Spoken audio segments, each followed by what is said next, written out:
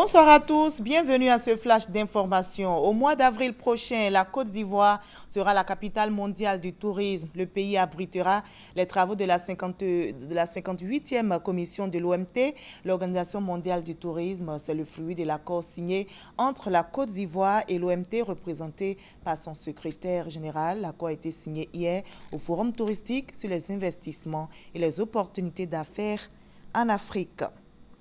Nous parlerons également dans l'édition de ce soir des médicaments, de ces ventes des médicaments à la criée, des délégués médicaux d'un autre genre qui vendent à la criée des médicaments traditionnels sans lien apparent avec la médecine. Ils proposent aux voyageurs des remèdes miracles. C'est un phénomène qui prend de l'ampleur en Côte d'Ivoire.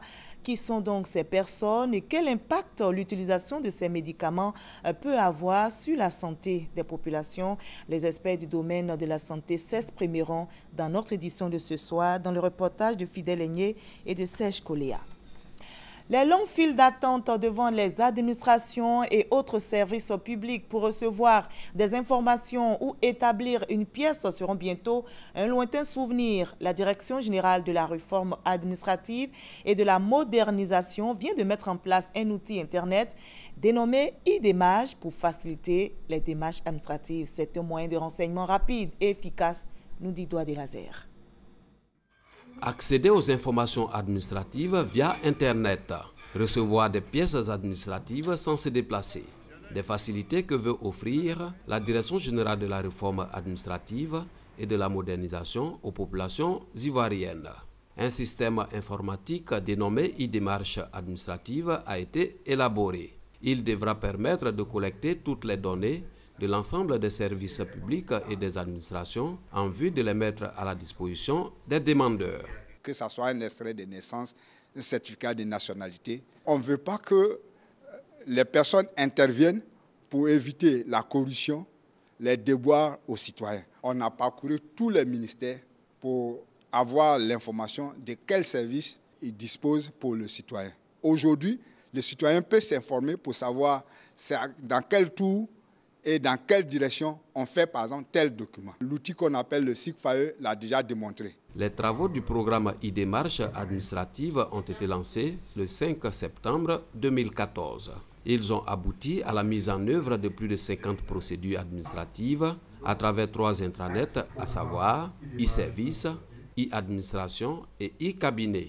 Plus de 30 000 fonctionnaires de l'État de Côte d'Ivoire en profitent depuis plus d'une année, leur permettant de demander et de recevoir leurs arrêtés de nomination. L'ONU s'inquiète de la situation au Burundi en proie à des violences depuis l'annonce d'un troisième mandat du président Pierre Nkurunziza en avril dernier. Une délégation du Conseil de sécurité de l'ONU est en mission à Bujumbura. Elle va tenter de convaincre les autorités burundaises d'accepter le déploiement d'une force africaine et de relancer les pourparlers en panne pour sortir le Burundi de la crise. L'Union africaine espère que cette visite du Conseil de sécurité permettra le déploiement rapide d'une force et de relancer sans délai le dialogue inter-burundais. En Tunisie, la grogne sociale a pris de l'ampleur. La contestation est clairement montée d'un cran dans le pays. Les manifestations ont gagné de nouvelles villes ces derniers jours. Le Premier ministre tunisien en visite en Europe est rentré d'urgence et face à cette tension sociale qui fait tache d'huile, un couvre-feu de 20h à 5h du matin a été instauré sur tout le territoire. L'objectif du gouvernement est d'éviter de nouvelles violences. 5 assaillants ont ouvert le feu sur des personnes présentes sur une plage en Somalie. On déplore près de 20 morts, dont des femmes et des enfants. Le bilan de l'attaque perpétrée jeudi, c'est-à-dire hier, contre un restaurant du front de mer de la capitale somalienne, Mogadiscio, est revendiqué par le rebelle islamiste Shebab. Après une violente explosion, des hommes armés ont fait irruption dans le restaurant où des clients étaient attablés avant d'ouvrir le feu. La justice belge a inculpé aujourd'hui un Belge d'une trentaine d'années pour assassinat terroriste et participation aux activités d'un groupe terroriste. C'est dans le cadre de l'enquête sur les attentats de Paris et de Saint-Denis. Le Belge a été interpellé le 20 janvier à Molenbeek et placé en détention provisoire par le juge d'instruction. À la fin de ce Flash Info, je vous donne rendez-vous à 20h pour la grande édition. À tout à l'heure.